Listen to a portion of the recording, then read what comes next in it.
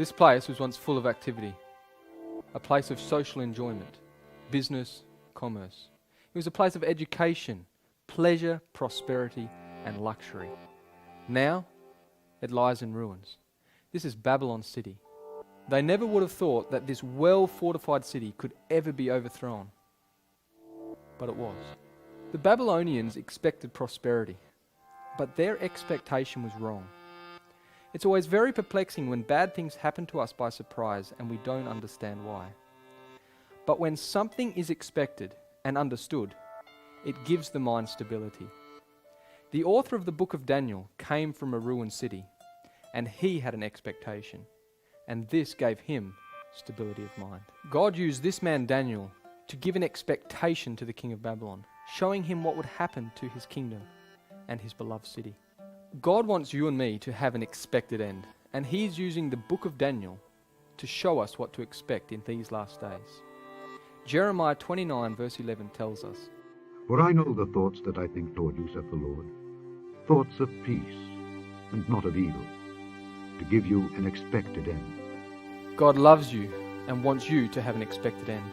Unlike the Babylonians, we need to take heed to the warnings. I invite you to come with us as we go through the prophecies of Daniel, step by step, to see what God wants us to know.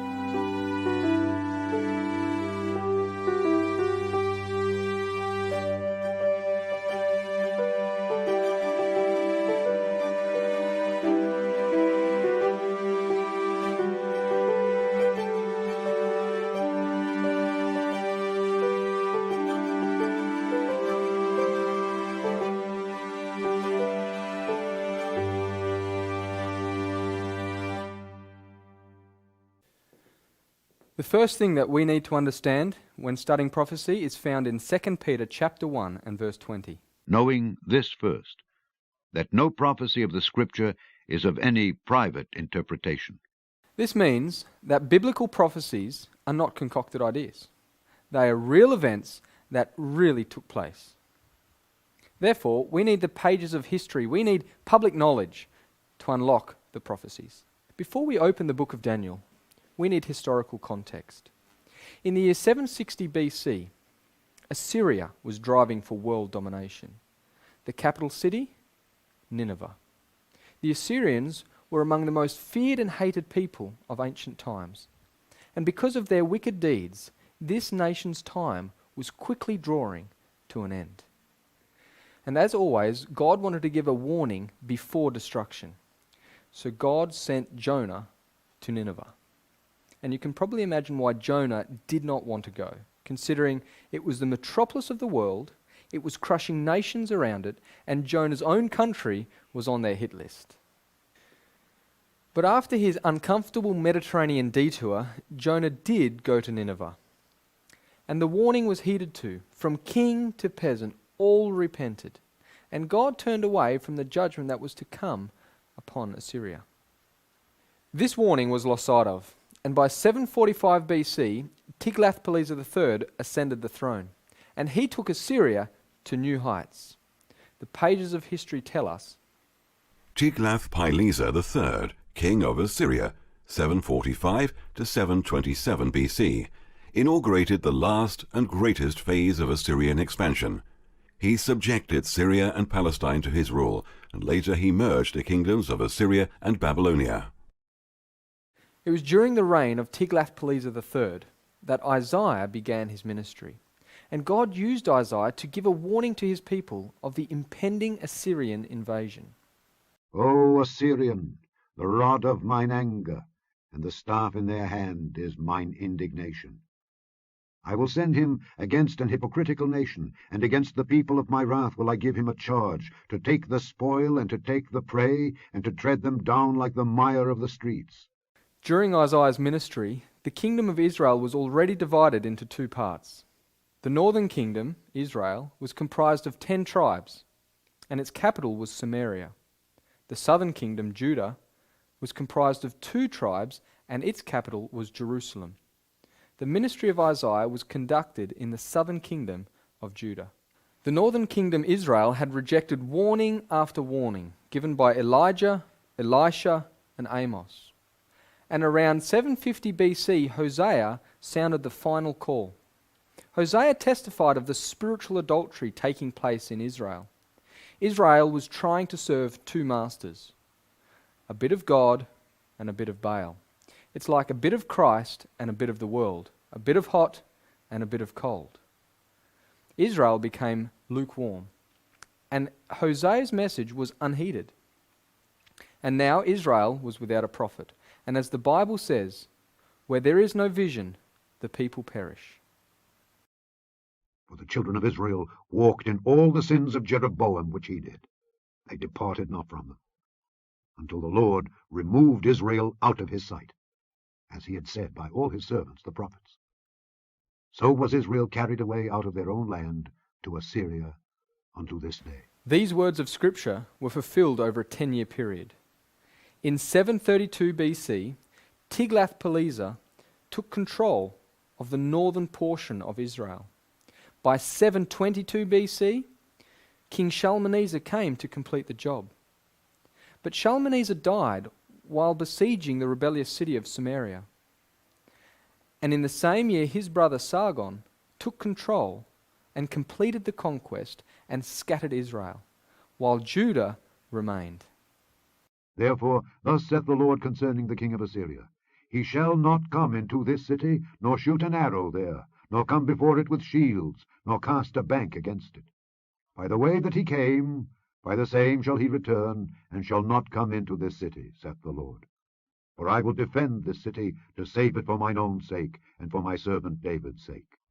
Wherever there is great success, there is pride and arrogance. In 705 BC, Sennacherib ascended the throne of Assyria, and in his conquests he came to the city of Jerusalem. He stood outside the city wall and mocked the people, saying, "The Egyptians' God couldn't help them, the Medes' God couldn't help them, and all the nations' gods couldn't help them." Then Sennacherib boastfully said, "Neither can your God help you." But God had a big lesson to teach Sennacherib. And this lesson is recorded in Isaiah chapter 37. Then the angel of the Lord went forth, and smote in the camp of the Assyrians 185,000. And when they arose early in the morning, behold, they were all dead corpses. So Sennacherib king of Assyria departed, and went and returned and dwelt at Nineveh. 185,000 troops dead. Understandably, Sennacherib went straight home to Nineveh and stayed there. From then on, history tells us that Sennacherib engaged more in architectural work than in global conquests.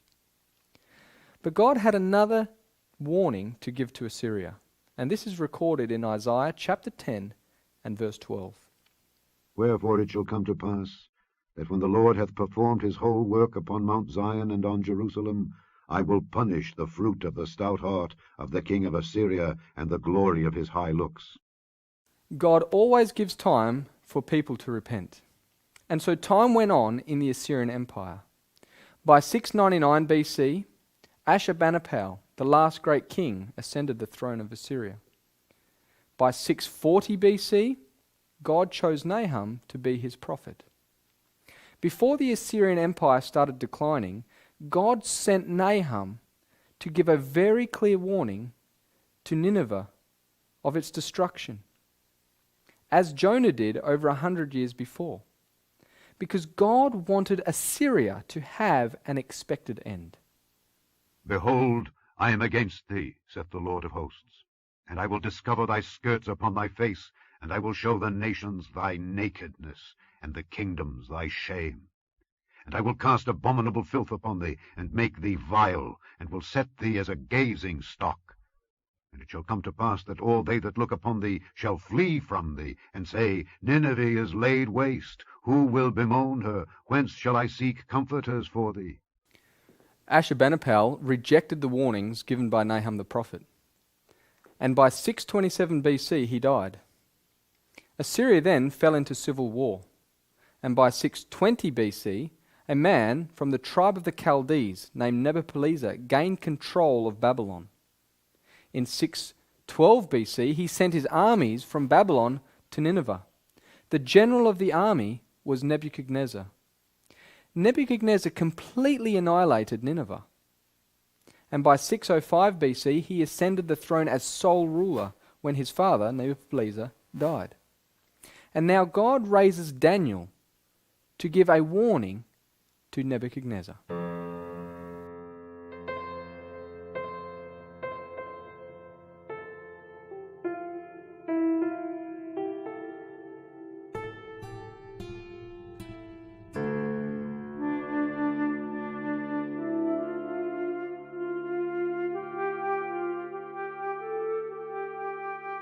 After Nineveh was destroyed in 612 BC, the Assyrian kingdom was divided into three main powers. Media controlled the north and northeast. Babylon controlled Elam and the plains of the Euphrates and the Tigris. Egypt controlled everything west of the Euphrates and North Africa. It was within this division that Egypt controlled that this city, Jerusalem, found herself paying homage to Egypt. The kingdom of Judah became a vassal unto the king of Egypt. This city trusted in Egypt for security, instead of trusting to the Most High that ruleth in the kingdoms of men. The divine record shows us this in 2 Kings 23. And Pharaoh Necho made Eliakim the son of Josiah king in the room of Josiah his father, and turned his name to Jehoiakim, and took Jehoahaz away. And he came to Egypt and died there.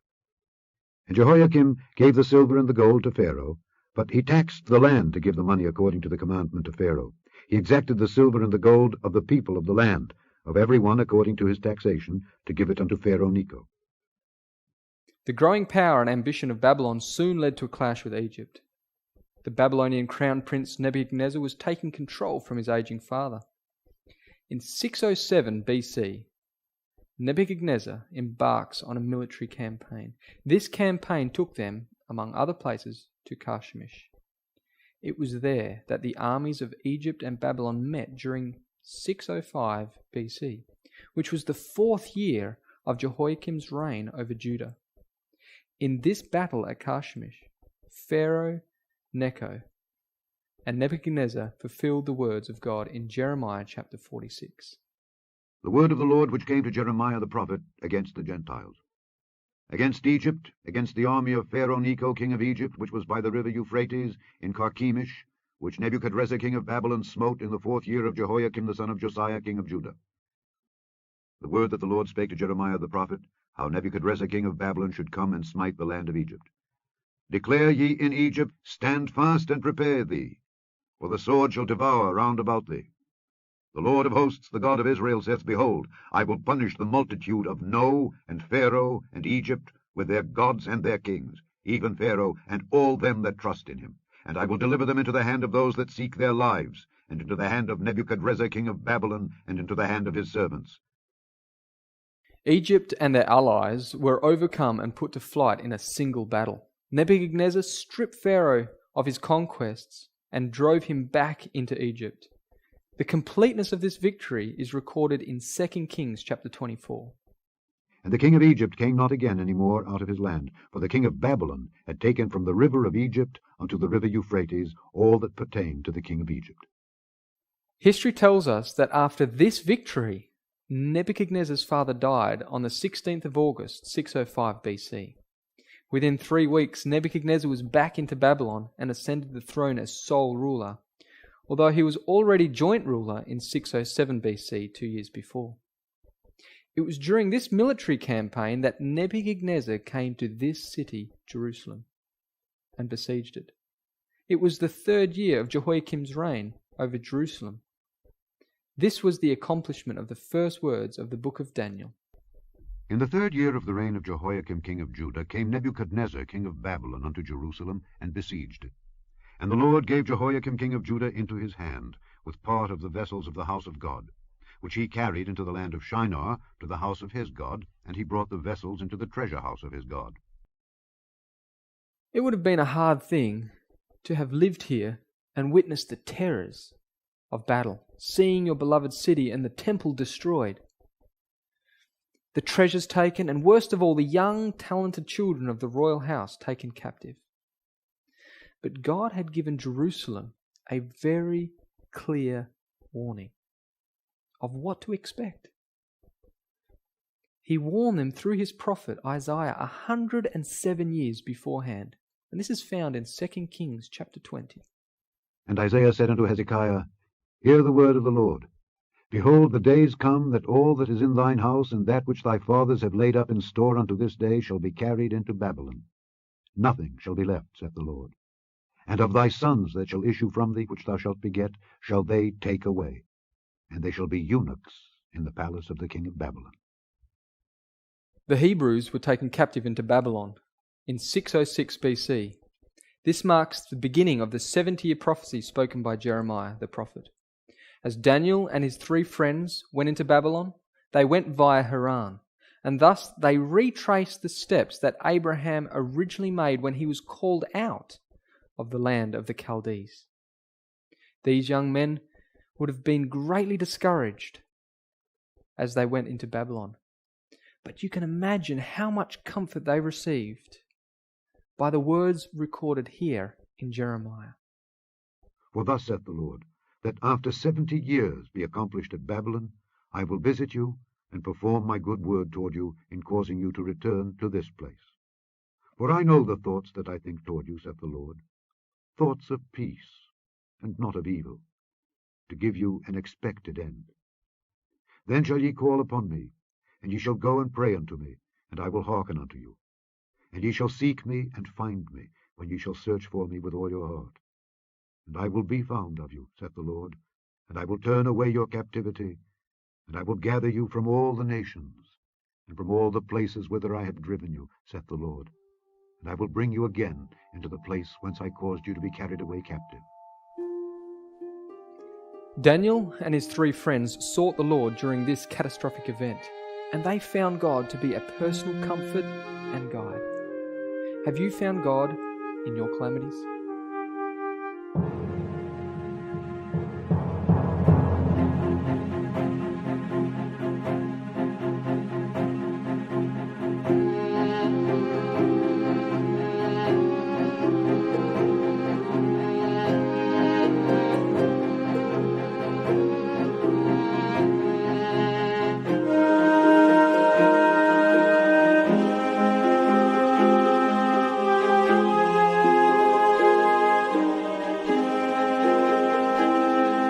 Welcome to Babylon City, the hub of the ancient world.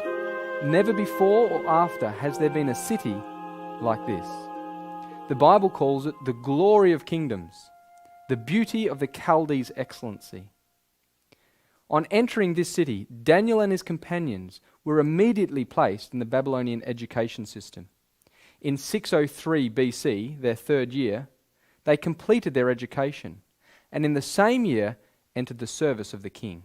Nebuchadnezzar was in his 2nd year reign as sole ruler, which was his 4th year reign, according to Jewish chronology, commencing when he was joint ruler with his father. Events occurred that severely tested the integrity of these youthful Hebrews and proved to an idolatrous nation the power and faithfulness of God. And in the 2nd year of the reign of Nebuchadnezzar, Nebuchadnezzar dreamed dreams, wherewith his spirit was troubled, and his sleep brake from him. This remarkable dream made a deep impression upon the mind of Nebuchadnezzar, but he found it impossible to recall the particulars. History tells us why this was such a problem for the king. In Mesopotamia, the king was viewed as the cultic mediator between God and man. As head of all the priests of the country, he had important cultic functions at the New Year's festival. The king may be the recipient of a direct revelation of the will of a god. In Mesopotamia, the duty of the king to ascertain the will of the gods was more strongly emphasized. A directive of the gods could result from omens, dreams, or reading the entrails of offerings. All major undertakings of the king were dependent on directives of the god, who was to be consulted in advance. So forgetting the dream was like forgetting a direct revelation from God about future events. And that's exactly what it was. Then the king commanded to call the magicians and the astrologers and the sorcerers and the Chaldeans, for to show the king his dreams. So they came and stood before the king. The king called for all the spiritualistic groups in Babylon, but not for Daniel and his friends. Why? Because they did not belong to such classes of people. The king offered great rewards for revealing the dream, or a gruesome death for failing to fulfill his demands. The king did not get his request. For this cause the king was angry and very furious, and commanded to destroy all the wise men of Babylon. And the decree went forth that the wise men should be slain. And they sought Daniel and his fellows to be slain. After this decree, Daniel secured extra time from the king. The sacred record tells us that he returned home, informed his companions, and they sought the Lord to unveil the dream to them. Then was the secret revealed unto Daniel in a night vision. Then Daniel blessed the God of heaven. Daniel answered and said, Blessed be the name of God forever and ever, for wisdom and might are his. One thing that Daniel realized in this dream that we also need to realize is that God is the ruling power in the affairs of this world. He sets up kings and removes kings to fulfill his own purpose. Daniel had utmost confidence in what God had shown him. He didn't go to the king asking, Is this your dream? Instead, he gave God thanks for showing him the king's matter. Then Arioch brought in Daniel before the king in haste, and said thus unto him, I have found a man of the captives of Judah that will make known unto the king the interpretation. Daniel declares plainly to King Nebuchadnezzar that the source of all wisdom, knowledge, and understanding of future events doesn't come from him, but comes from the God of heaven, and that the purpose of God in giving him this dream was to reveal what shall be in the latter days. Daniel then related the dream. Thou, O king, sawest, and behold, a great image. This great image, whose brightness was excellent, stood before thee, and the form thereof was terrible.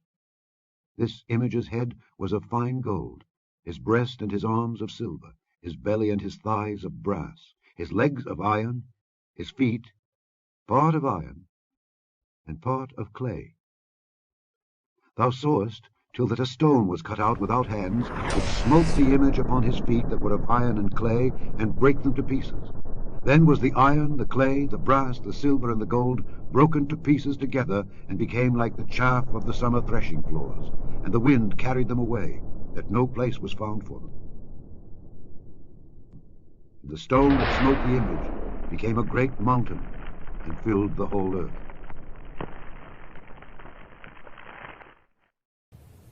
As Daniel related the facts, the dream came fresh to the king's mind. Nebuchadnezzar was an idolater.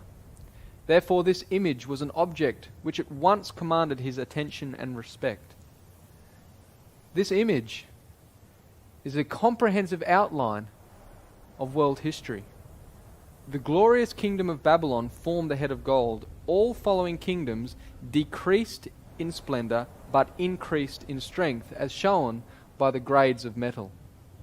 First gold, then silver, brass, and iron. In the latter part of the world's history, a marked change was revealed in the iron mixed with clay, and the stone that destroyed these kingdoms and filled the whole earth with its own.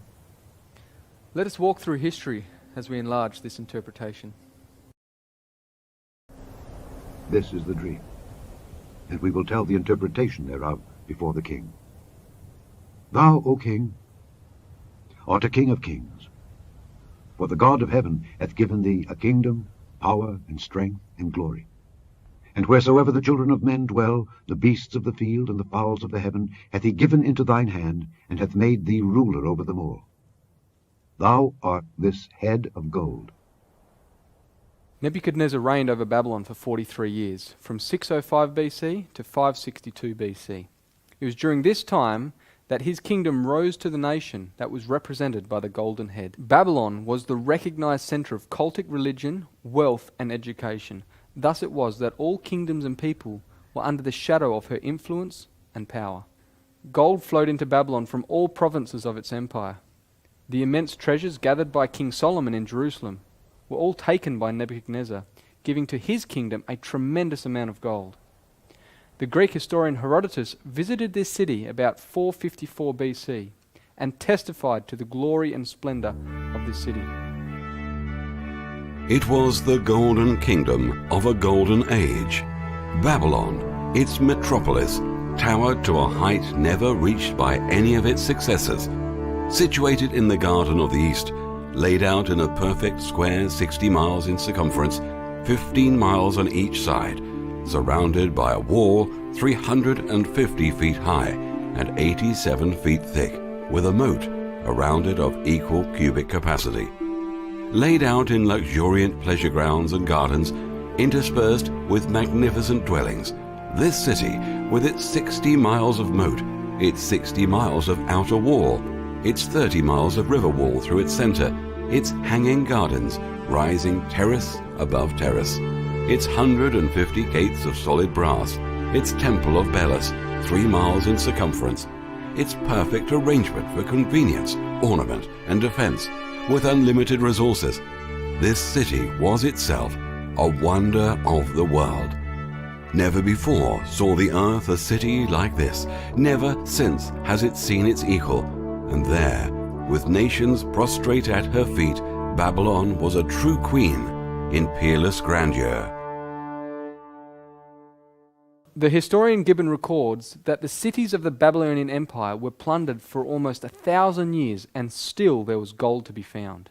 After the death of Nebuchadnezzar in 562 BC, he was followed by a succession of kings, which ended with Belshazzar and his father, who were overthrown by the Medes and Persians in 539 BC, fulfilling these words. And after thee shall arise another kingdom inferior to thee. As silver is of less value than gold, so the Medo-Persian Empire was inferior in splendor, luxury, and magnificence to the kingdom of Babylon, but not in strength. To understand the Medo-Persian Empire, we need some background knowledge on its rulers. The scriptures name 2 individuals who are involved in the overthrow of Babylon. The first one is recorded in Daniel chapter 5. In that night was Belshazzar the king of the Chaldeans slain. And Darius the Median took the kingdom, being about 62 years old.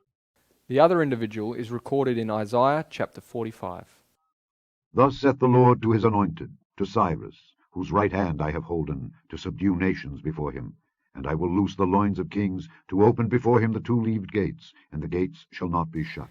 Darius was a Mede, and Cyrus was a Persian. The 2 arms of the image represented the alliance between Media and Persia. Cyrus was the son of Cambyses, king of Persia. His mother, Mandane, was the daughter of the Median king Astyages. When Astyages died, his son Cyaxares II, also known as Darius the Mede, took rulership over Media.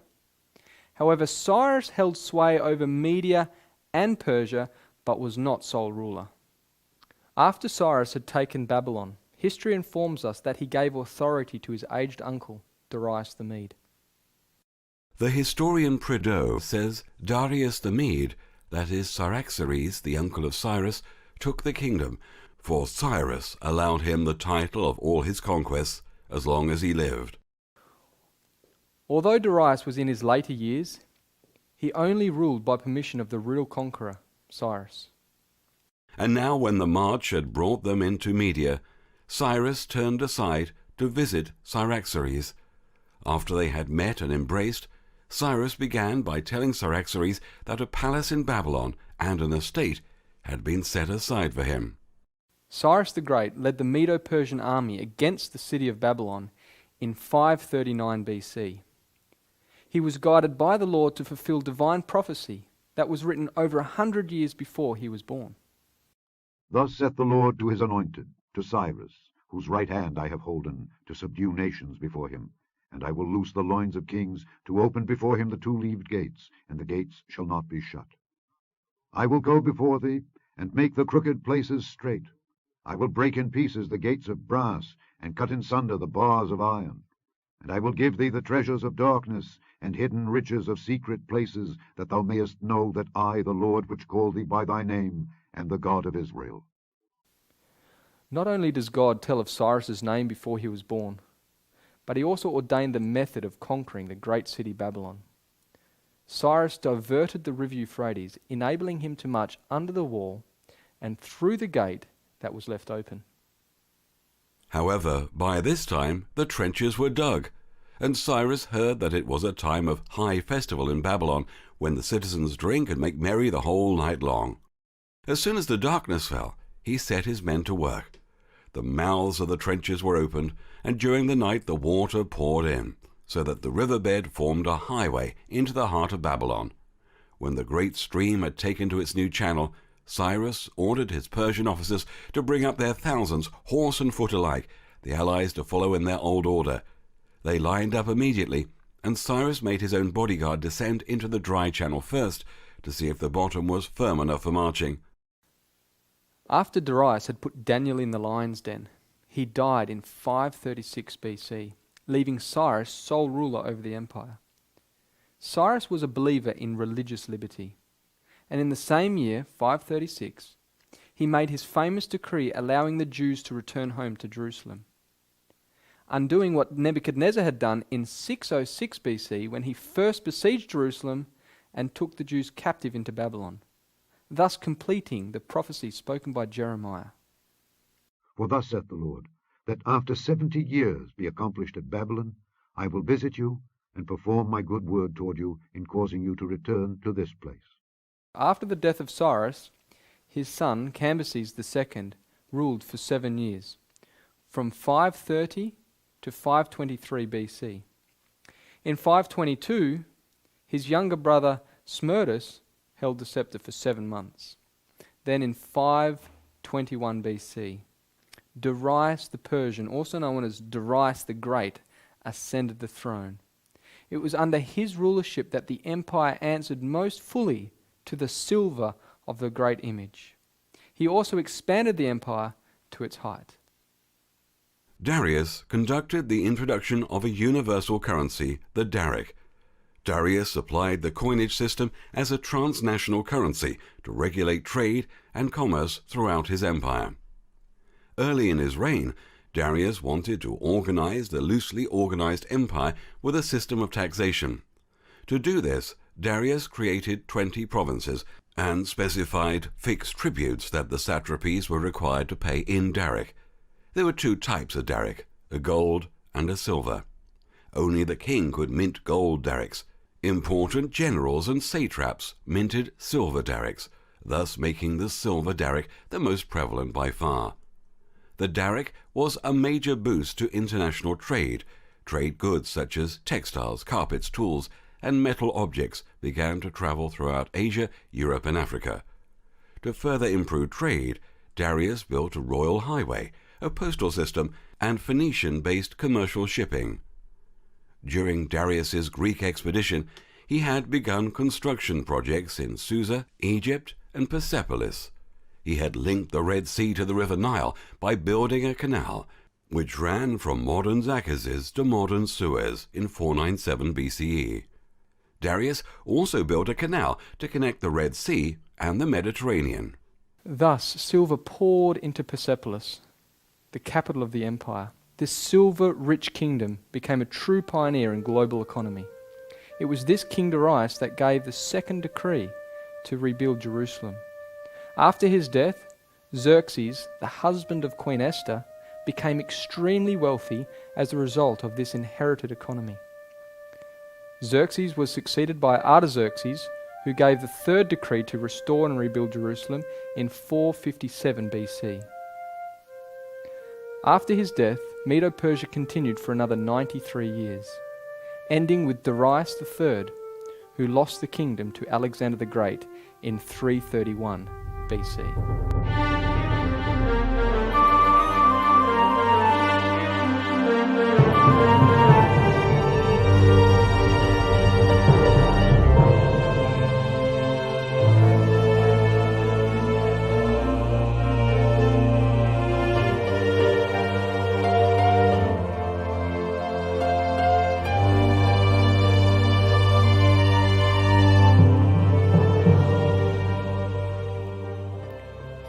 Welcome to this ancient citadel, known as the Acropolis. This place was brought to ruins by Xerxes, the husband of Queen Esther, in 480 BC during the Battle of Salamina. During the time of the Medo-Persian Empire, the Greeks were not a united people. Greek territory was made up of many city-states, each having their own king or government. Fighting among these states was common. Athens and Sparta have become notorious for such battles. Within the northern state of Macedon, a man named Philip ascended the throne in 359 BC. King Philip II of Macedon united the greater part of Greece through diplomacy and warfare. In 337 BC, he created the League of Corinth. Many of the city-states became members of this league. In 336 BC, he died, leaving a united Greece to his successor and son, Alexander. With this united front, the young king Alexander was now in a position to lead the Greeks to the fulfillment of biblical prophecy. And another third kingdom of brass, which shall bear rule over all the earth. Brass was used by God to represent the Greek Empire, although the brass of the Bible is referring to a copper alloy known today as bronze. Thus we have the three classical metals, gold, silver, and bronze. The Greeks were experts at smelting bronze. The soldiers wore breastplates of bronze, helmets of bronze, carried shields of bronze, and used swords made from bronze. The success of the Greek and Macedonian army was largely found in their leader, Alexander. At age 13, Alexander was schooled by Aristotle. At age 16, he was a warrior in the army. At age 18, he was general. At age 20, he was proclaimed king. At age 26, he had conquered the Persian Empire and was named Lord of Asia. Throughout all his life, he never lost a battle. And then, on the 10th of June, 323 BC, Alexander died in Babylon. When Alexander the Great died, he left behind a huge empire. Alexander's empire stretched from his homeland of Macedon through the Greek city-states that his father had subdued, to Bactria and parts of India in the east. It included Anatolia, the Levant, Egypt, Babylonia, and Persia. Without a chosen heir, there was an immediate dispute among his generals as to who should be his successor. This was the beginning of the Hellenistic period of Greek history. Greek territory was ruled by several Greek dynasties for over 160 years, until the iron power of Rome was felt. Hellenization denotes the spread of Greek language, culture, and population into the former Persian Empire after the death of Alexander. Greece was now the world-dominating power, but she was altogether different from the preceding two. Instead of gaining control through the power of government or religion, the Greeks gained control of the world through the power of the intellect, through education, arts, exploration, literature, theatre, architecture, music, mathematics, philosophy, science, and Olympic sports. But in 168 BC, the Roman army defeated the Macedonian and Greek allies in the Battle of Pydna. Greece then was incorporated into the Roman Empire.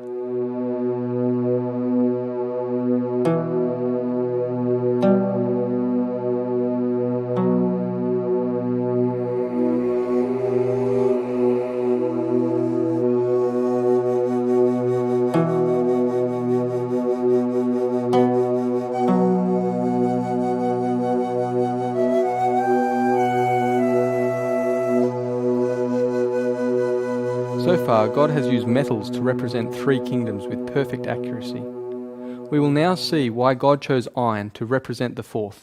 And the fourth kingdom shall be strong as iron, for as much as iron breaketh in pieces and subdueth all things. And as iron that breaketh all these shall it break in pieces and bruise. This is undoubtedly the Empire of Rome. The secular historian Edward Gibbon makes this remarkable statement regarding her iron power.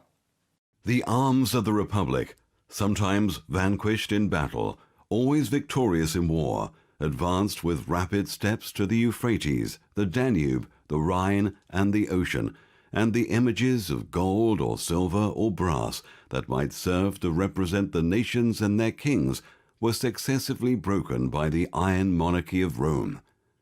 Rome was the largest and longest lasting of all preceding kingdoms. The iron in the image shows us that Rome will last until the end of Earth's history. However, there are two phases of iron. One is iron alone, the other is mixed with miry clay. This is fulfilled in the pagan Roman Empire and the papal Roman Empire. The political philosopher Thomas Hobbes makes this interesting observation in the 1600s regarding papal Rome. And if a man considers the original of this great ecclesiastical dominion, he will easily perceive that the papacy is none other than the ghost of the deceased Roman Empire, sitting crowned upon the grave thereof, for so did the papacy start up on a sudden out of the ruins of that heathen power. Throughout Roman history, Rome has had 7 differing heads of government. The first were kings ruling the kingdom. Next, Rome became a republic and were headed by consuls, which are 2 elected individuals holding office at the same time. Each consul had veto power over his colleague. The third was called a decemvirate, which is a Latin term meaning 10 men. These elected 10 men held the Roman administration from 451 BC to 449. Another head was called a triumvirate, which is simply a coalition of 3 men in administration. Yet another ruler Rome had were dictators. Dictators were dispersed throughout the history of the Roman Republic. The most famous of these would be Julius Caesar, who was declared perpetual dictator in 45 BC. The 6th head of government, emperors. Emperors differ from kings because an emperor is a king of kings. For example, King Herod was subservient to the emperor of Rome. Also, an emperor rules an empire as opposed to a kingdom.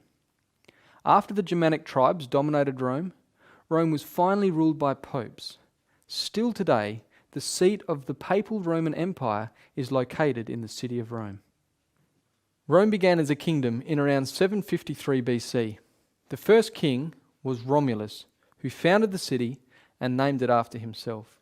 The last king was an Etruscan king named Lucius Tarquinius Superbus. He was proud, tyrannical, and lost favour in the eyes of the people.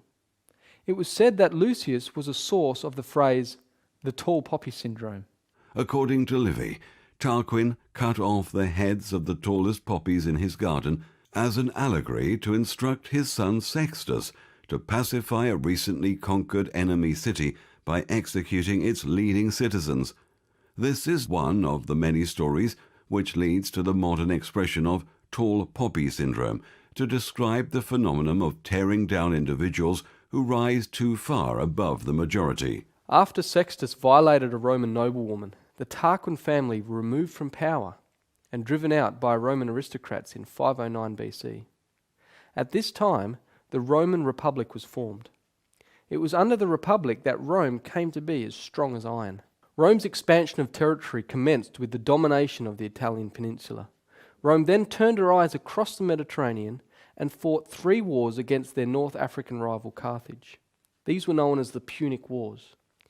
It was during the Second Punic War that King Philip V of Macedon made an alliance with Carthage's general, Hannibal.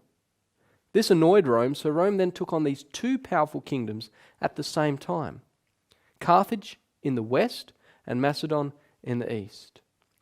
Rome first went to war with the Greek kingdom of Macedon in 214 BC and again in 200 BC.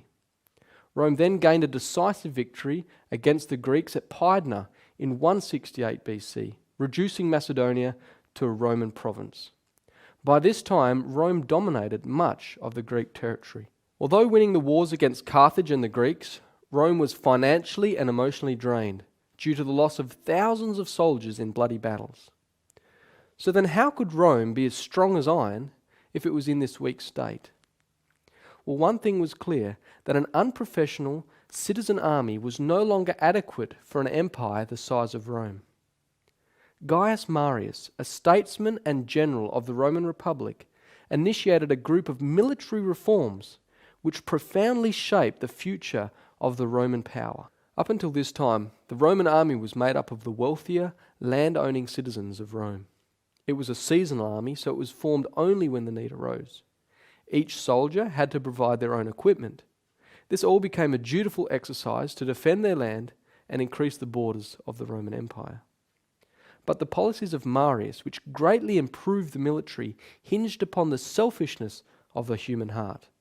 Here are some of the reforms. In 30 BC, the imperial Roman army was established. All Roman citizens who joined the army, including the poor, were paid well for their service. Thus it became a career. For the first time, the Roman state provided equipment to all, giving uniformity to their force. Each soldier was equipped with a short iron sword called a gladius, a spear called a pilum, iron chest armor, and a long rectangular shield. The soldiers were offered inducements and bonuses through spoils gained in conquering new territory. Retirement benefits in the form of land grants were also provided. This was very enticing for the landless poor citizens of Rome. They were required to enlist for some 20 years of full military service, but many served as long as 30 to 40 years, thus giving Rome a standing professional army. Can you see how these policies played on human greed? For many of the soldiers, it was all about personal gain. Look at what the prophet John the Baptist had to say to these Roman soldiers. And the soldiers likewise demanded of him, saying, And what shall we do? And he said unto them, Do violence to no man, neither accuse any falsely, and be content with your wages. The Roman generals had an iron grip on their soldiers, not only through the pleasure of personal gain, but through the use of extreme discipline. Here's an example. Decimation was a form of military discipline used by senior commanders in the Roman army to punish mutinous or cowardly soldiers. The word decimation is derived from Latin, meaning removal of a tenth. A cohort selected for punishment by decimation was divided into groups of 10. Each group drew lots, sortition, and the soldier on whom the lot fell was executed by his 9 comrades, often by stoning or clubbing. The remaining soldiers were often given rations of barley instead of wheat. When you compare these methods with dutiful service to a king or state like other kingdoms, you get a glimpse at the secret behind the strength of Rome. As a result of the military reforms made by Marius, the Roman generals, who were often political leaders, became too powerful within the Roman Republic. This caused the downfall of the Republic and the beginning of the emperors. The first emperor was Gaius Octavius, also known as Caesar Augustus. He became emperor in 27 BC. Augustus was the emperor when Jesus Christ was born. His successor, Tiberius Caesar, was emperor during Christ's crucifixion, resurrection, and ascension. Augustus also played on the base nature of man through pleasure and fear in order to have an iron control not only over the military, but also over the populace of the Roman Empire. At this point in Roman history, unemployment was high. Large agricultural estates were supported by government grants, and these estates exploited slave labour from conquered lands. Small farms couldn't compete and gradually went out of business. This caused an influx of the unemployed into the cities. Augustus maintained control of these idle citizens through the pleasure and fear principle. The Emperor Augustus was well aware of this risk and was keen to keep the poorest plebeians happy enough and reasonably well fed so that they would not riot. He began the system of state bribery that the writer Juvenal described as bread and circuses.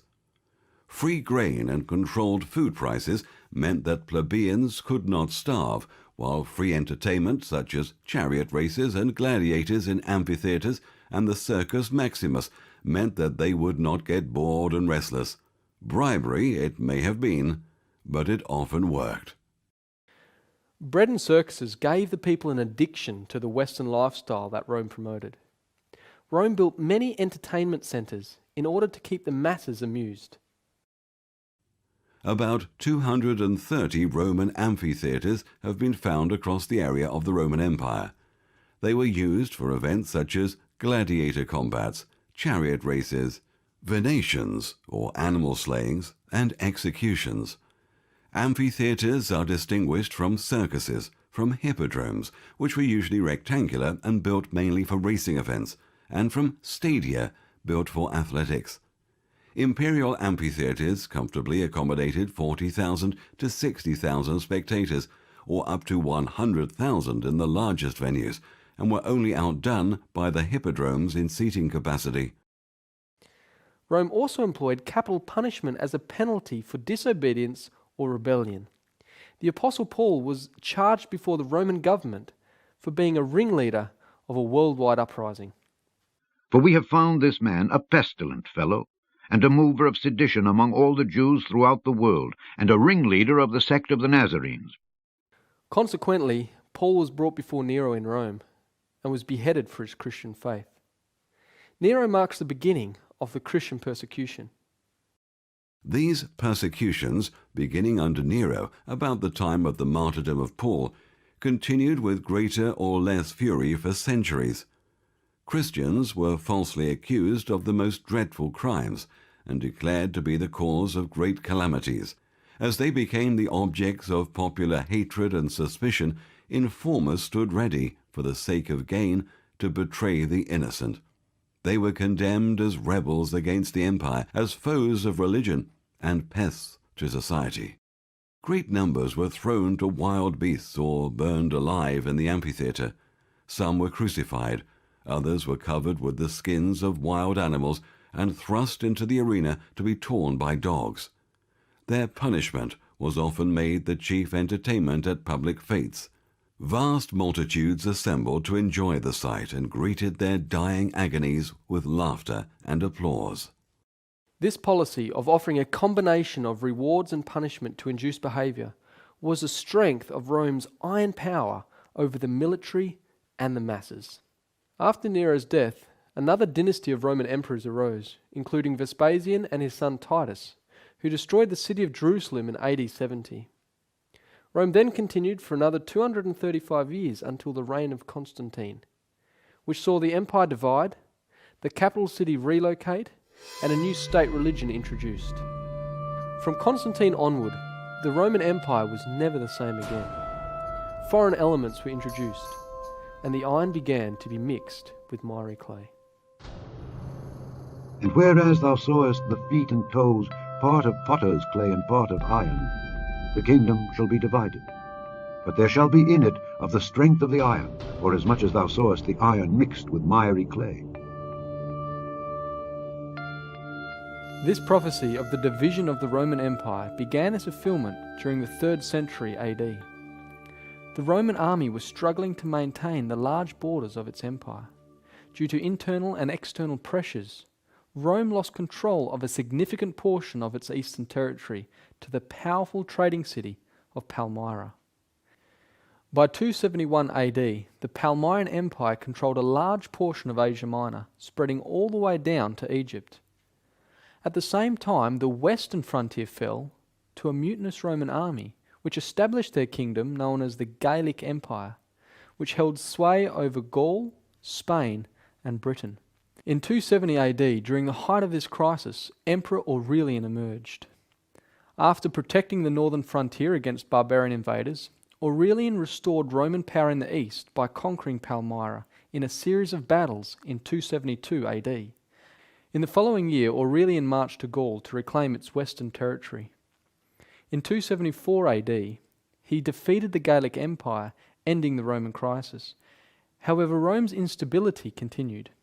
In 285 AD, Diocletian endeavoured to restore Rome's former strength and stability by dividing the power of government between 4 emperors, 2 senior emperors and 2 junior emperors. Diocletian, as senior emperor, ruled the east from Nicomedia, while Maximian, also a senior emperor, ruled the west from Milan. Galerius, a junior emperor, controlled Illyricum from Thessalonica. And Constantius, also a junior emperor, had power over Gaul and Britain from Trier. However, naming numerous emperors led only to more civil wars, making it easier for the barbaric tribes to invade. In 305 AD, Diocletian retired, and over the next 2 years, 8 emperors began to fight for supremacy, bringing Rome near total collapse. However, Rome could not collapse at this point. if the prophecy of the iron and clay was to be fulfilled. Important changes needed to take place before Rome could be divided. Divine providence solved this crisis. After Diocletian retired, Maximian followed suit. The two former junior emperors, Galerius and Constantius, became senior emperors in the east and west respectively. Severus was junior emperor to Constantius in the west, and Maximinus II was junior emperor to Galerius in the east. The following year, 306 AD, Constantius died in Britain, and his son Constantine was then proclaimed emperor by his father's army. However, this conflicted with Severus's new position as senior emperor in Rome. This news provoked Maxentius, son of Maximian, to proclaim himself as emperor in Rome also. Maxentius then called on his father to leave retirement to be co-emperor with him, and this he did. Maxentius and his father killed Severus to secure their position. Galerius, the eastern emperor, came to the west intending to dethrone Maximian. Galerius then appointed Licinius as emperor in the east, giving Rome 6 emperors once again. Constantine then captured Maximian, who afterward hanged himself. A number of months later, Galerius died, leaving the Roman Empire with 4 emperors. Maxentius and Maximinus II made an alliance, motivating Licinius to ally with Constantine. Soon after, Constantine destroyed Maxentius by defeating him and his army in 312 AD. Months later, Licinius defeated Maximinus and his army, which led Maximinus to commit suicide, leaving only 2 emperors in power.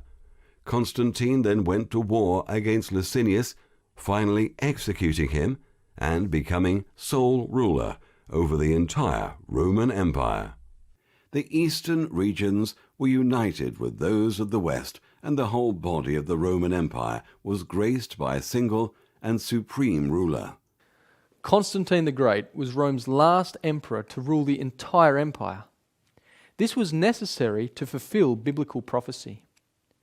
Constantine made some very important changes that were like seeds to spring up in a Roman government of a different kind. During his 31 years of rulership, Constantine publicly professed Christianity, became the first Christian emperor, and put a stop to Christian persecution through the Edict of Milan in 313 AD. When you see that this has been granted to Christians by us, your worship will know that we have also conceded to other religions the right of open and free observance of their worship for the sake of the peace of our times, that each one may have the free opportunity to worship as he pleases. This regulation is made that we may not seem to detract from any dignity of any religion. Constantine also greatly favoured the church in Rome and flattered the bishops, donating land and wealth to the church. It was the aim of Constantine to make theology a branch of politics. It was the hope of every bishop in the empire to make politics a branch of theology. Constantine made theology a branch of politics by acting as supreme judge to solve doctrinal divisions within the church, even though he wasn't baptized. He dealt with the Donatist schism in North Africa by 320 AD. He also called and presided over the Council of Nicaea in 325 AD, attempting to solve the Godhead schism between Arianism and Trinitarianism. In 321 AD, Constantine issued his famous Sunday Edict. Constantine, Emperor Augustus, to Helpidius. On the venerable day of the sun, let the magistrates and people residing in cities rest, and let all workshops be closed. In the country, however, persons engaged in agriculture may freely and lawfully continue their pursuits, because it often happens that another day is not so suitable for grain sowing or vine planting, lest by neglecting the proper moment for such operations the bounty of heaven should be lost. Constantine also shifted the political capital from Rome to Byzantium, which he renamed Constantinople. This gave the Bishop of Rome more freedom to exercise civil authority within the city of Rome. So it was that Constantine opened the door of the state to the clergy. To the reign of Constantine the Great must be referred the commencement of those dark and dismal times which oppressed Europe for 1,000 years. An ambitious man had attained to imperial power by personating the interests of a rapidly growing party. The unavoidable consequences were a union between the church and the state, a diverting of the dangerous classes from civil to ecclesiastical paths, and the decay and materialization of religion. This joining of church and state was an irresistible temptation to the bishops of Rome. The bishops believed that pagan Rome was the oppressor of the Christians, as Egypt was the oppressor of the Israelites, and that Constantine was to the Christians as Moses was to the children of Israel. The Roman historian and bishop Eusebius, who lived in the days of Constantine, writes this: For as once in the days of Moses and the Hebrew nation, who were worshippers of God, he cast Pharaoh's chariots and his host into the waves, and drowned his chosen chariot captains in the Red Sea. So at this time did Maxentius and the soldiers and guards with him sink to the bottom as a stone, when in his flight before the divinely aided forces of Constantine he essayed to cross the river which lay in his way. They also believed that the church was to be a theocracy, a nation to overrule nations, as Israel was in the days of King David. This idea appears clear and full in Eusebius's book, The Life of Constantine. Furthermore, the bishops believed that this new theocracy would be governed by the church officers. Accordingly, the bishops considered themselves as invested with a rank and character similar to those of the high priest among the Jews, while the presbyters represented the priests and the deacons the Levites. This is how the Bishop of Rome became known as the High Priest, or in Latin, Pontificus Maximus. With the combination of Constantine joining church and state with the erroneous beliefs of the bishops, the seed was firmly sown that would spring up as Papal Rome. With Constantine's life work complete, he died in 337 AD. The old Roman Empire could now descend into division. The kingdom shall be divided. Now we will consider the history that fulfills this prophecy. The northern borders of the Roman Empire were the Rhine and Danube rivers. Julius Caesar named the regions east of the Rhine Germania. Within these regions lay a multitude of ethnic tribes. All these tribes have become known as the Germanic Tribes. The Romans called them barbarians. Among these were the Angles, the Jutes, the Saxons, the Thuringians, the Vandals, the Suevi, the Burgundians, the Franks, the Alemanni, the Visigoths, the Ostrogoths, the Gepids, the Heruli, the Lombards, and the list goes on. For decades, various barbaric tribes were making continual incursions into Roman territory. The Roman army maintained the borders until the Huns appeared in Europe. The Huns were a savage nomadic people who originated from China. As the Huns moved toward the Germanic tribes, this ignited the great migration of the Germanic peoples into the weak Roman Empire. This was only about 25 years after Rome was divided between Constantine's three sons. In 351 AD, the Franks and Alemanni crossed the Rhine, never to return. The Alemanni settled in Agri Decimates, from the river Main to Lake Constance. They spread to the regions of Alsace-Lorraine and extended to Seine by 455 AD. The Franks settled in Gaul and extended to Somme and Seine by 455 AD. These two tribes are the roots of modern-day France and Germany. The territory of these two great confederacies, the Franks and the Alemanni, is constantly spoken of by contemporary writers as Francia and Alemannia. We feel that we are standing on the verge of modern history when we recognize in these two names the France and the Alemannia of the French newspaper of today. Though other elements have been abundantly blended with each confederacy, it is not altogether forbidden us to recognize in these two barbarous neighbors of the Roman Empire in the 4th century the ancestors of the two mighty nations which in our own day met in thunder on the plains of Gravelotte. As the Huns pushed into Europe in 370 AD, fear fell on all the barbaric tribes. As warriors, the Huns inspired almost unparalleled fear throughout Europe. They were amazingly accurate mounted archers, and their complete command of horsemanship, their ferocious charges and unpredictable retreats, and the speed of their strategical movements brought them overwhelming victories. As the Huns advanced into Germania, many tribes were forced aside like the bow wave of a ship. The Alani were dispersed and joined other Germanic tribes. The Huns drove the Ostrogoths, or the Eastern Goths, upon the Visigoths, or Western Goths, who were hemmed in by the Danube, but compelled to cross it into Roman territory in 376 AD. As a band of refugees, the Visigoths looked to the Eastern Roman Emperor for safety. After many years of cruel treatment at the hand of the Eastern Empire, the Visigoth king Alaric arose in 395 AD. Alaric led his people through Pannonia and into Milan by 408. Next, he advanced down the peninsula and sacked Rome in 410 AD. The Visigoths then moved into southern Gaul and finally settled in Spain by 466 AD. Their depredations culminated in the sack of Rome in 410. In the same year, Alaric died and was succeeded by Ataulfus, who led the Visigoths to settle first in southern Gaul, then in Spain. Not only the Goths, but other Germanic tribes could not withstand the rapid progress of the Huns. The Burgundians, Vandals, Suevi, and the Alani temporarily united, and on December 31, 406 AD, this confederacy crossed over the frozen Rhine and entered into Roman territory. The victorious Confederates pursued their march, and on the last day of the year, 406, in a season when the waters of the Rhine were most probably frozen, they entered, without opposition, the defenceless provinces of Gaul.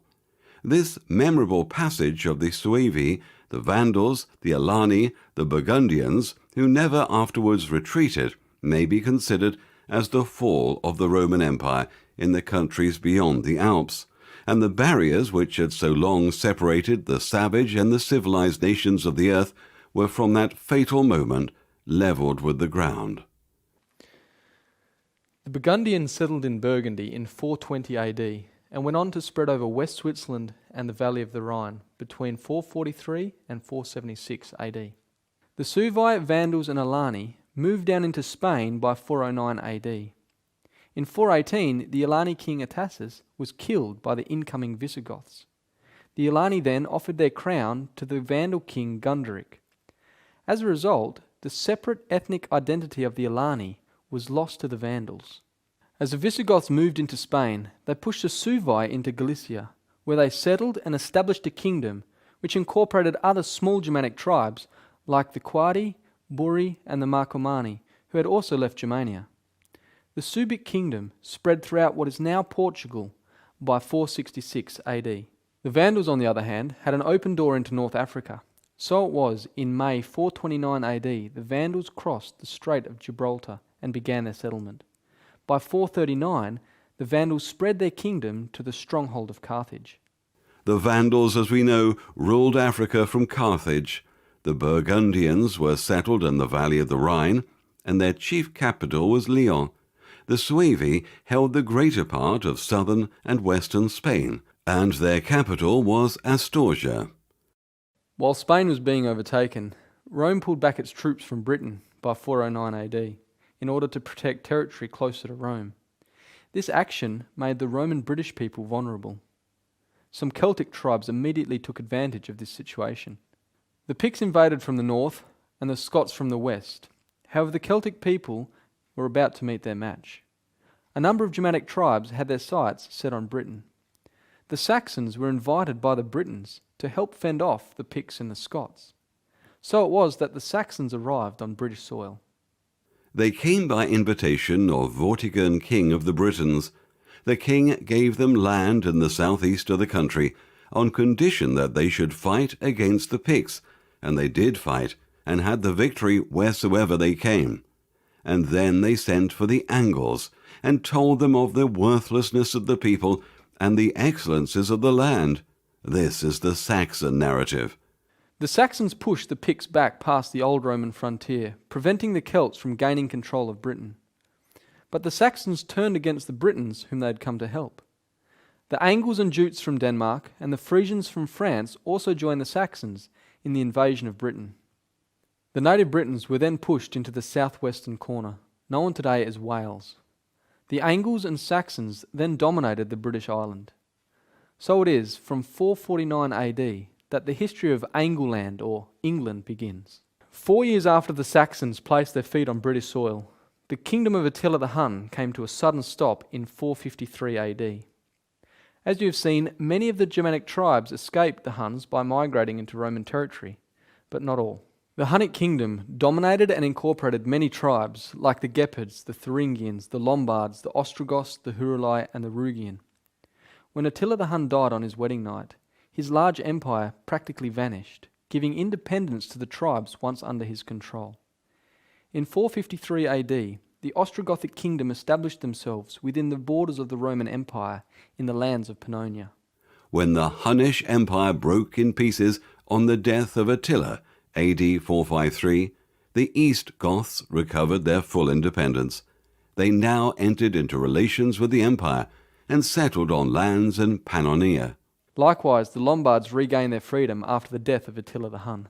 Attila's sudden death, either by hemorrhage or the vengeance of his Burgundian bride, checked the progress of the Hunnish Empire. The Ostrogoths, the Gepidi, and the Langobards obtained their independence after a severe struggle, whilst the remains of the nomadic Huns were lost in the rich pastoral steppes of southern Russia. The Lombards first settled within the Roman territory of Noricum in 453 AD. The Thuringians filled some of the void left in Germania by the Great Migration, but did not settle within Roman territory. The Gepids were overthrown by the Ostrogoths, Lombards, and an Asian tribe called the Avars.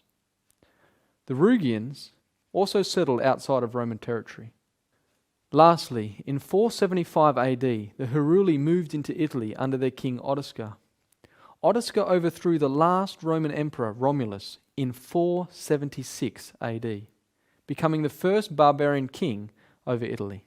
Odoacer was the first barbarian who reigned in Italy over a people who had once asserted their just superiority above the rest of mankind. Rome was finally divided in 476 AD.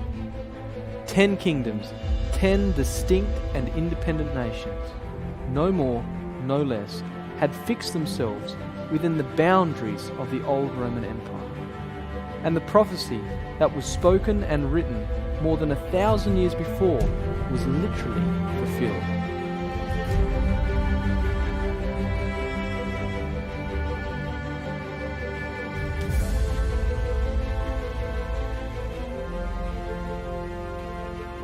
Although Rome lost its territory to the various nations of Europe, it regained its territory in the hearts and minds of mankind. Divine prophecy foretold Rome would remain until the end of earthly kingdoms. Rome evolved from the old pagan empire into a religious power that is still felt today. As Rome was being pulled apart by the Germanic invasions, the Church of Rome played an important role to secure its own existence. In 460 AD, Pope Leo the Great said this: While Romulus and Remus were the twin founders of ancient Rome, it was through the missionary efforts of the apostles Peter and Paul that Rome, the mother of error, was transformed into the daughter of truth. Rome did not really pave the way for the Christian faith. Rather, the Christian faith paved the way for Rome to be transformed into the Christian city that it was meant to be. Peter and Paul, not Romulus and Remus, were the men who raised Rome to this glory, that Rome might be made head of the world through the sacred throne of blessed Peter. Pope Leo taught that the existence of Rome was a result of the Church. He not only taught it, but he demonstrated it by creating peace with the Huns. It became clear that neither the emperor nor the Magister Militum had any chance of halting the Huns' advance. So Leo the Great, Bishop of Rome and first Pope of the Christian Church, took matters into his own hands. He travelled north to intercede with the king of the Huns on his own. Attila agreed to see him, and the two men met at the Po River.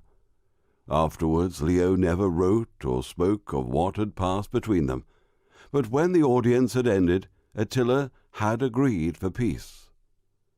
Leo returned to Rome, haloed with victory. For the first time in history, a bishop had taken the emperor's job. As spiritual leader, he could also claim the right to guarantee the Church's physical survival. So after the division of the Roman Empire, the Church of Rome had secured its place as a power that would last to the end of time. And as the toes of the feet were part of iron and part of clay, so the kingdom shall be partly strong and partly broken. And whereas thou sawest iron mixed with miry clay, they shall mingle themselves with the seed of men. But they shall not cleave one to another, even as iron is not mixed with clay. Since the fall of the Roman Empire, many attempts to unite the nations into one distinct nation have been made. However, the prophecy simply states, "But they shall not cleave one to another, even as iron is not mixed with clay."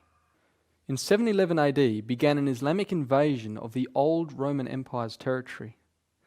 The Muslim power gained control of North Africa, Spain, Portugal, and part of France, but failed to subdue the entire region. In 768, Charlemagne, King of France, expanded his territory and became the protector of Papal Rome. He made incursions into Muslim Spain and removed the Lombards from power in Italy. Papal Rome established the Holy Roman Empire in an attempt to recreate the old Empire of Rome. In so doing, the Pope crowned Charlemagne the first emperor of the Holy Roman Empire in December 25, 800 AD. The Holy Roman Empire wasn't actually Roman or holy, nor was it a true empire, and failed completely at uniting Europe under one government. The territories making up the empire lay predominantly in Central Europe. At its peak in 1050, under Emperor Henry III, it included the Kingdom of Germany, the Kingdom of Bohemia, the Kingdom of Italy, and the Kingdom of Burgundy. The last Holy Roman Emperor was Francis II, who abdicated and dissolved the empire in 1806 during the Napoleonic Wars. In 1554, Spain emerged as a dominant power under King Philip II. Through marriage, wars, and diplomacy, King Philip gained power over a large portion of Europe. While King of Spain, he became King of Portugal. Through marriage to Queen Mary, he became King of England, Ireland, and claimed to be King of France. He was heir of the Duchy of Burgundy and was lord of 17 provinces of the Netherlands, plus many other titles. When his wife Queen Mary died, he lost his kingship over England. After being rejected by Queen Elizabeth I for marriage, he attempted to regain his power by sending the invincible Spanish Armada against England. The Spanish Armada was pushed north by the English fleet and was shipwrecked off the west coast of Ireland by a violent storm, destroying Spain's chance of uniting the various nations under one flag. Napoleon was the next to attempt the uniting of Europe. In 1814, his borders reached their extent. However, as with the Spanish Armada, his plans were thwarted by bad weather. In 1814, his army was defeated at the Battle of Waterloo. Not long after Napoleon, Queen Victoria of England came to power and eventually became known as the grandmother of Europe. She and Prince Albert had 9 children, and most were married off to other European royal families. Victoria had 42 grandchildren, and a number of them held the crown of European nations. King George V of the UK, Wilhelm II, German Emperor and King of Prussia, Sophia, Queen of Greece; Maud, Queen of Norway; Alexandra, Empress of Russia; Marie, Queen of Romania. It is said all European nations were elated by 1914, and although they shall mingle themselves with the seed of men, it was no help when the First World War started. They simply shall not cleave one to another. In more recent times, Adolf Hitler almost spread the German nation across all of Europe. From 1939, Hitler overran nation after nation, his empire reaching its height in 1941 to 42. Again, God's providence stepped in, and a freezing winter crippled his army and caused the death of over 1 million troops, making it one of the most catastrophic military failures in history. His army never recovered and was soon crushed by English and American forces. Even on a diplomatic level, true unification has proven impossible. In 1993, the European Union began, but has not consolidated the nations into one cohesive empire. It's important to note that the kingdoms of Europe have extended their influence over the entire world. England took a quarter of the world at its peak. Spain was not far behind, and through the United States, much of the world is heavily influenced by European culture. Germany, France, Portugal, and the Netherlands also made many colonies over the world. It is clear that the division of the Roman Empire has influenced the entire world as we know it. Although there is talk about a one-world government, this will never fully come to fruition. It has failed in the past, it will fail in the future, because the prophecy is clear, but they shall not cleave one to another, even as iron is not mixed with clay.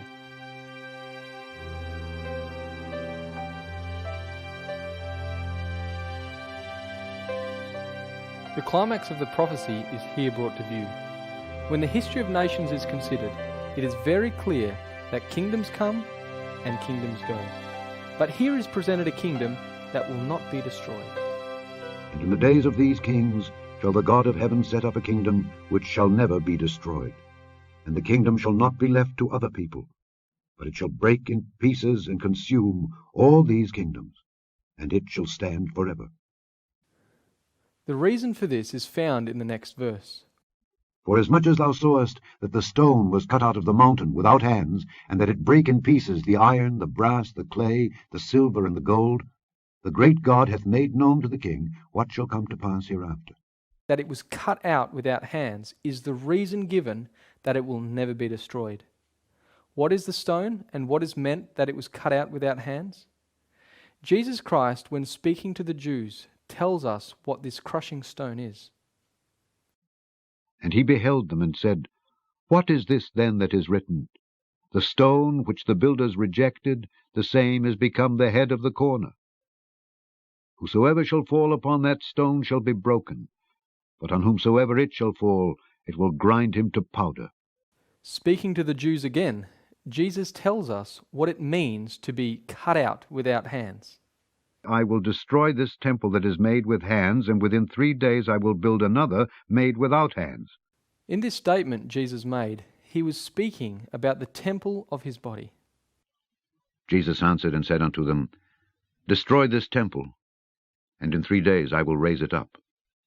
Then said the Jews, 46 years was this temple in building, and wilt thou rear it up in 3 days?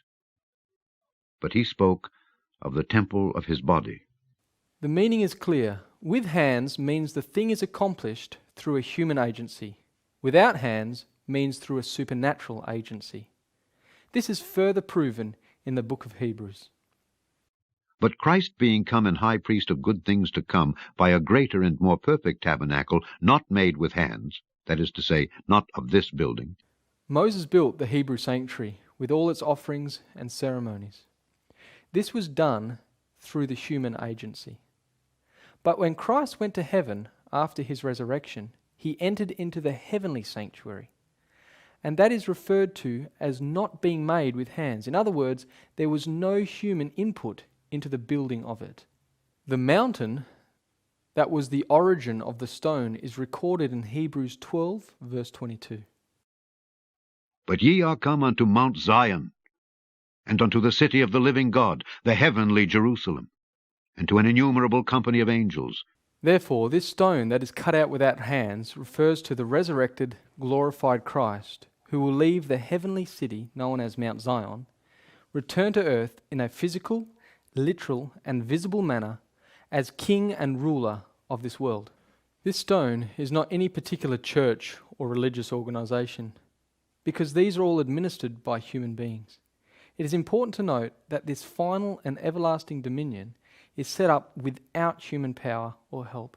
No human agency is responsible for the stone being cut out of the mountain, nor responsible for it being hurled with great force against the image.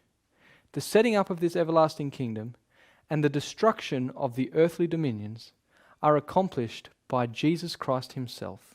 The timing of the setting up of this final kingdom is clearly indicated. Although no exact time is given, a waymark is clearly laid out before us. And in the days of these kings shall the God of heaven set up a kingdom which shall never be destroyed. The plurality of kings here mentioned refers to the division made after the fall of the Roman Empire in 476 AD. We are currently still living in this European division, and therefore are living in the days of these kings or kingdoms.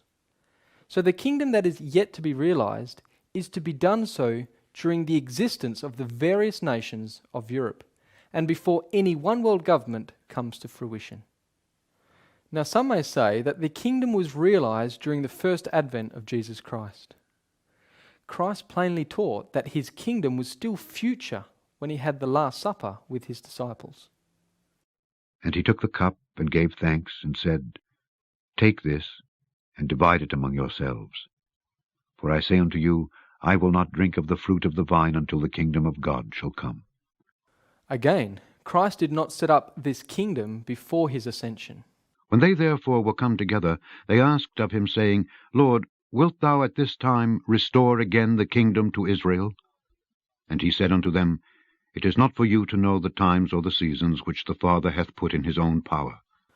Also, Christ did not teach us something to pray for that was already fulfilled when he said, Pray, thy kingdom come, thy will be done. The Bible teaches us that this kingdom is a matter of promise to the believer in Christ. Hearken, my beloved brethren. Hath not God chosen the poor of this world, rich in faith, and heirs of the kingdom which he hath promised to them that love him? And it was told us in the Scriptures that it would be set up when Christ shall judge the living and the dead. I charge thee therefore before God and the Lord Jesus Christ, who shall judge the quick and the dead at his appearing and his kingdom. Some may ask, what kingdom was realized when Christ first came to earth? There are two types of kingdoms brought to light in the Bible: the kingdom of grace and the kingdom of glory. One is current and the other is future. This is simply shown by the text in Hebrews where it says to come boldly before the throne of grace. This is present tense. The other is mentioned in Matthew 25:31, when the Son of Man shall come in his glory, and all the holy angels with him, and he shall sit upon the throne of his glory. And this is future. A throne implies a kingdom, and so the kingdom of grace was realized during Jesus' first advent, and the kingdom of glory will be realized at his second advent. The prophecy tells us that during the existence of the various nations of Europe, that Jesus Christ himself will set up a kingdom. It will not be left in the hands of a church or an organization or a board of directors or any other representative. Christ himself personally will administer this kingdom. It also tells us that when he comes, the nations of this world will be destroyed. This is the time when all wickedness and evil will cease to rule our world. Looking at the history of the world as we have done, there has only been war, bloodshed, and wickedness. And mankind does not have the capacity to develop a righteous kingdom in this world. At the time of the destruction of the nations, Babylon, Persia, Greece, and Rome will lose all the legacy they have left behind, and it is then that the gold and silver, brass and iron will cease to exist in all things. While Babylon, Persia, Greece, and Rome do not have dominion, what they have done while they had dominion is still present in our world today. Babylon, the source of cultic religion and spiritualism, is alive and well today.